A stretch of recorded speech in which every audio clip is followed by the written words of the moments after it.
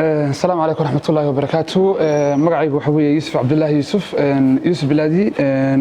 كلنا كان قلبتها أنا سكون مي أو ها كلنا بركيسن دنيرة إياه قار كم من دنيرة إياه هالدور كدكمة بدن waxaan isla garanay ama aan soo qaadnay inay mudan tahay in loo diyaar garoobo bisha Ramadaan diyaar garowgaasuna aanu ahayn diyaar garow isoo qoom xal dhahay inuu yahay diyaar garow lagu diyaar garoobayo dadka masaakiinta ay magaalada ku nool in wax la iska weydiiyo kulankan maanta waxa naga soo baxay inaanu sameeyno dalad la yiraahdo Daryeel Foundation taasoo si tabarucaad ah oo iska wax u qabso ah aanu ugu shaqeyn doono dadka masaakiinta ah ee magaalada ku nool si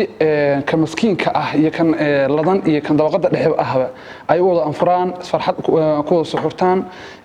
taasoo aan u aragnay inay tahay muhiim sibanka lagu jirana aad moodo in adduunkii uu xanuuno iyo iyadoo dadku tabaalisnaayeen haddana ay soo siyaadeen xanuuno dadkii taagta darnaasii taag dareeyay barnaamijkaas waxaan ugu magac darnay ama kulankan aan ka soo saarnay in la sameeyo dalad la yiraahdo Daryeel Foundation halaysan aan ka dhigano qof ama qoys aan furi qof ama qoys taasoo ay tahay xaddiga ugu yari waa qof waxa Soomaa waa qof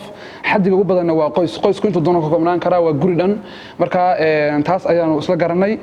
barnaamijkaas wax rajaynaynaa inuu noqdo program hirgala wax rajaynaynaa program inuu Ilaahay ka codsanayna ama Ilaahay wadiisanayna cid kastoo ka qayb qaadata xoog muruq iyo maal in Ilaahay miisaanka xasanaadka ugu daro barnaamijkaas waan hadda ku dhameynay galabtan halkan wax rajaynayaa inuu noqdo kulan khayr maadaama looga hadlayo ama looga hadlayay sidii masaakiinta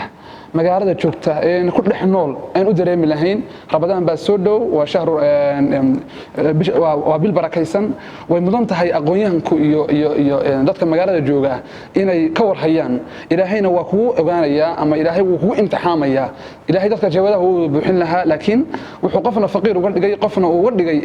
qani qofna uga dhigay qofna noloshiisa heli kara in la isku imtixaamo xarjeynaa inaynu si guud reer barameed meel walba joogtaan gacmaha isu qabsano aynu ugu gurmano dadka ku inala nool jeebadoodu ay u saamaxi kareen inay anfuraan ama bisha Ramadaan qaabilaan bismillaahir rahmaanir rahiim awala assalaamu alaykum warahmatullaahi wabarakaatuh runaantii waxaan halkan isku nimi anagoo dhalinyaro ah barnaamij isxilqaam ah runaantii tabarucaad ah lagana faa'iideysanayo bisha Ramadaan ee fooda lagu sahaysa barnaamijka magaciisa guud waxa weeye waa Daryeel Foundation aba halhays barnaamijka waxa waa afuri qof ama qoys runaantii dadka muxsiniinta ah waxaan ogeysiinaynaa oo sadaqada la baxaya inay nagu soo hagaajiyaan si dadka tabaalaysan ee u baahan in la gacan qabtana aan u gaarsiino الرحمن الرحيم halka waxaan u joognaa galabta inaanu shaacino barnaamijkan halhays uga dhignay afuri qof ama qoys kaasoo fulinayaan dhalinyaro la magac baxday Daryeel Foundation oo aanu ka mid nahay ahna doorka dhalinyarada degmada Baran kaasoo lagu caawinayo dadka nolol degmada Baran ee aan karayn ama awoodin inay iska bixiyaan ama ay helaan waxa ku afraan بسم الله الرحمن الرحيم الحمد لله رب العالمين والصلاة والسلام على أشرف الأنبياء والمرسلين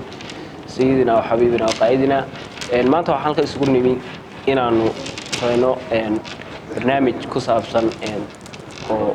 oo Daryeel Foundation waxa weeye waa afuri qof ama qoys qof oo waxa ugu yara ama qoys oo waxa ugu badana markasto aad hal qof afurisana waa markasto aad maxaa la qofka ajirkiisa hesho marka